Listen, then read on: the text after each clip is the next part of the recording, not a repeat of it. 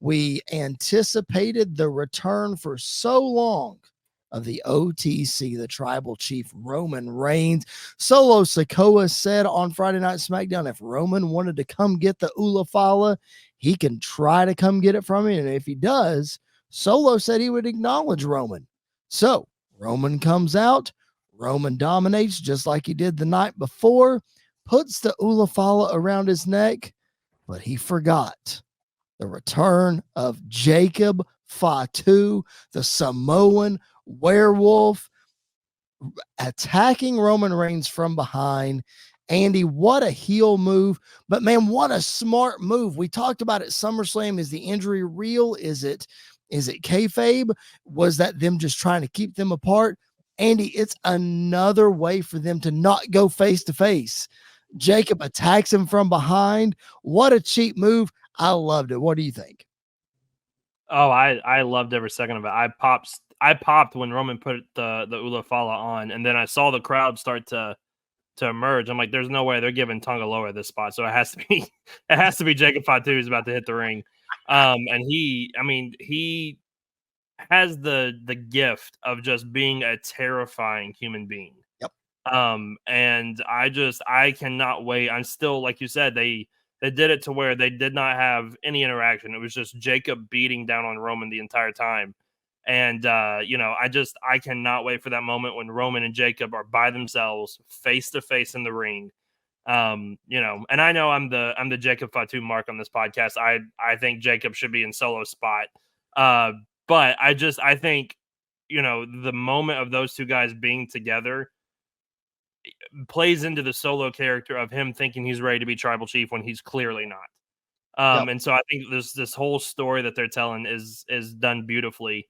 And I was honestly a little worried that we were going to have the same trajectory that we've been having with Judgment Day, where the baby faces for 2 weeks in a row have been on top of the group coming in.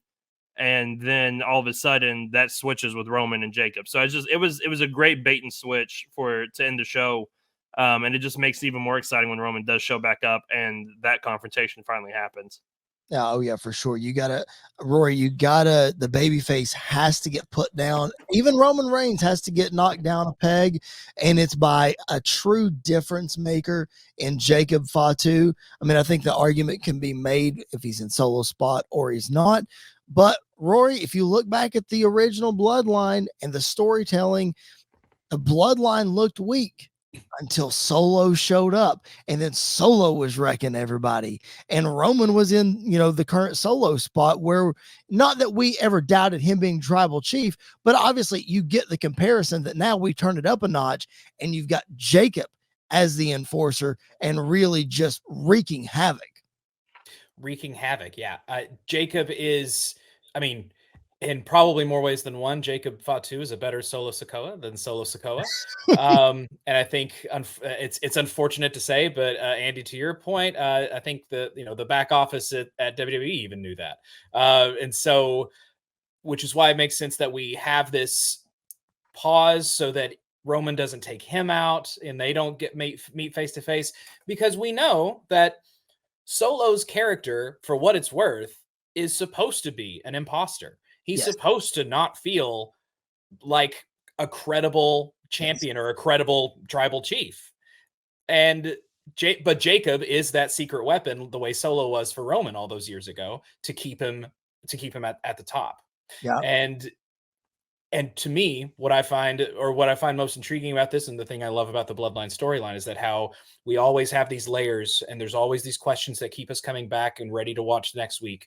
And my question here, of course, is that you're right. Roman can't always stand tall, and even Roman Reigns gets defeated. But how is he going to take on this new Bloodline? He might need some backup.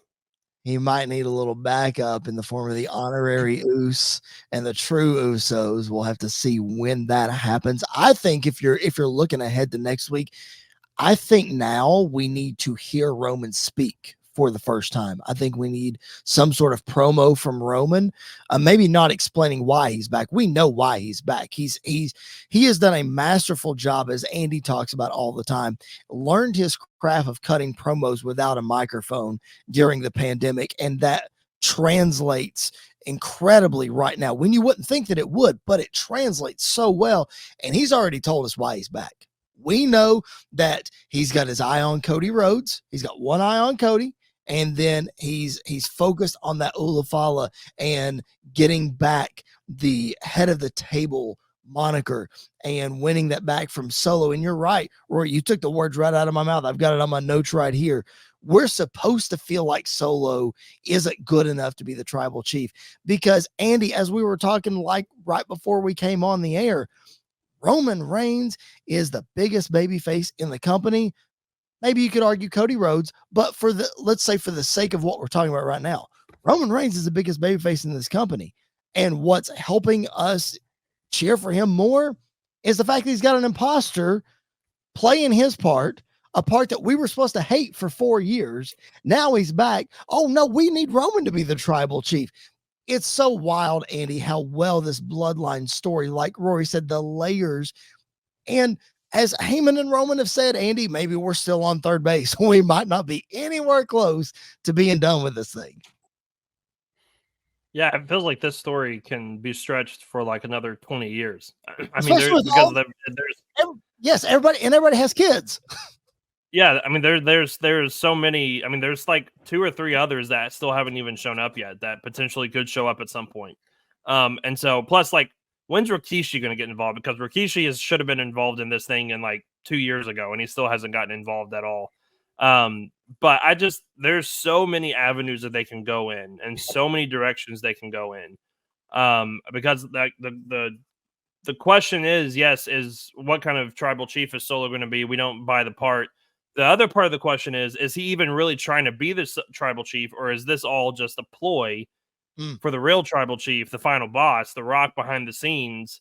And part of it I think could be that Solo doesn't even think that the Rock is the final boss, like is the head of the table. He is, but I could see where Jacob and Tamatanga and Tongaloa are secretly working for the Rock and not for Solo, and turning on him at some point. And there's so many directions. Wait. We have tried to fantasy book this War Games for so long. All right. There's so many avenues. Jimmy, Jay, Sammy, all the things. Andy, and what we've said on this show is it's original Bloodline versus Bloodline 2.0. Guess who is part of that original Bloodline? Solo Sikoa. What if what you're saying is exactly right? Rock comes back. The Tongans, you bring in Hikuleo, you bring in, whoever else, and they're working for Rock, and they turn on Solo. Man, my mind is literally just blown by what you just said. Oh my gosh.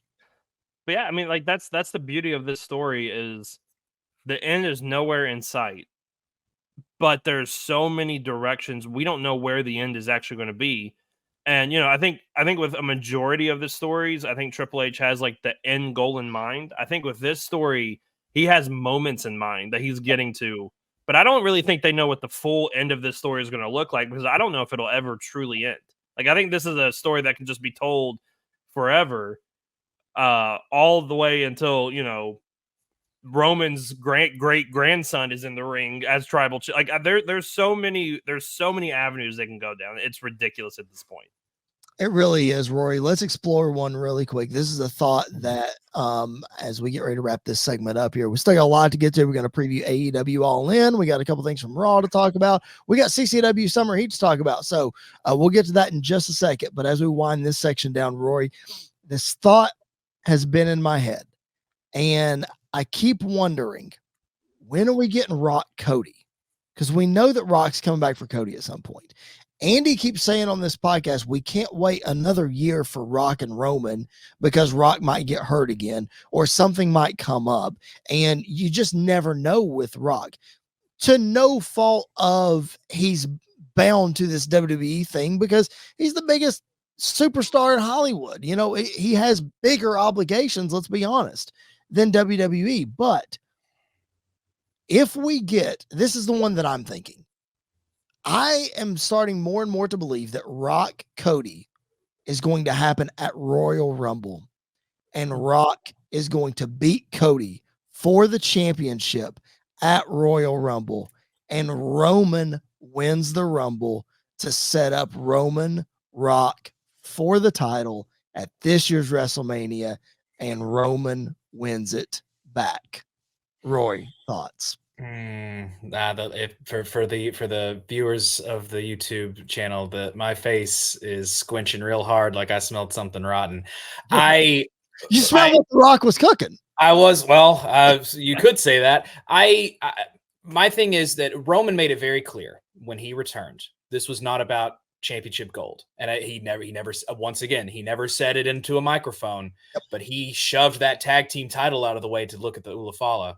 Yeah, he did. That is what matters to him right now. And I genuinely don't think that Roman cares at all about going for championship gold until he's finished with reclaiming his head of the table.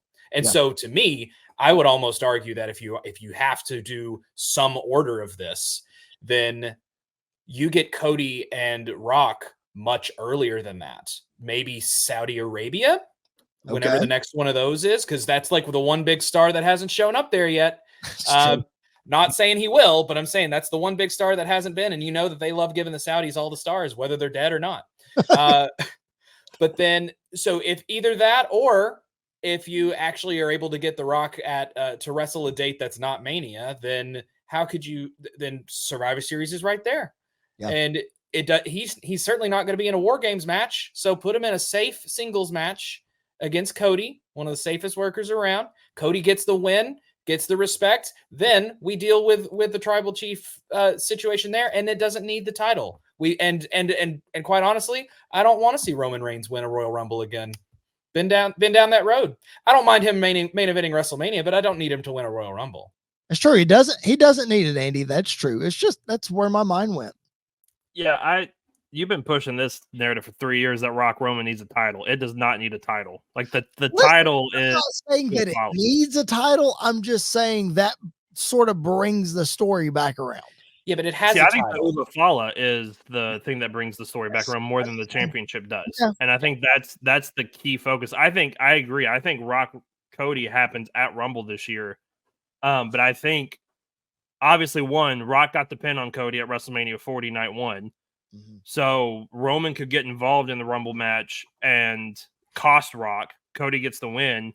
That way you do Rock Roman at WrestleMania 41 and still have the potential for another face-off between Rock and Cody somewhere down the line if you want to bring that back. WrestleMania 42, SummerSlam that year, whatever the case is, you could always bring that back around. But I don't think The Rock, I don't think The Rock needs a world title in 2024, to be real honest with you. I agree. And 2, I don't think Roman needs to be worried about that championship right now, because that title did not mean it to him as much as the title of Tribal Chief did this entire run. Like from the beginning, that was his main focus, was getting this acknowledgement. So I don't see that changing anytime soon. Mm-hmm. Now, I do think it's really interesting. I like the idea that Roy had of whenever this story gets wrapped up between Roman and Rock, and Roman solidifies himself as the tribal chief, now he goes after Cody. And it's like, listen, there's no bloodline. There's nobody getting involved. It's me versus you. And we're going to find out who really is the best. Yep. And that's all that story needs to be at that point. I think my point in the whole thing was that Roman could capture the Ulafala and the title of tribal chief and the WWE championship all in one fell swoop when he beats The Rock at WrestleMania. Just a thought. We got a lot of time to fantasy book that, though. It's going to fly by. Seemingly, we have a lot of time between now and the Rumble and now in WrestleMania, and you have a lot of time to hit that subscribe button on the YouTube channel. Please make sure that you do that. We're going to be right here for you. We have got playlists of all of our past episodes. If you don't want to watch a full episode, we've broken them up into small videos for you. You can check all of those out on our YouTube channel. Just hit that subscribe button, hit the notifications bell, That way that you are notified every time we upload a new episode. And then there's something in the algorithm that says if you hit the thumbs up button, we get more spread around the YouTube verse. Just hit that thumbs up button. We'd appreciate it. If you want to leave us a comment with some feedback, we would appreciate that as well.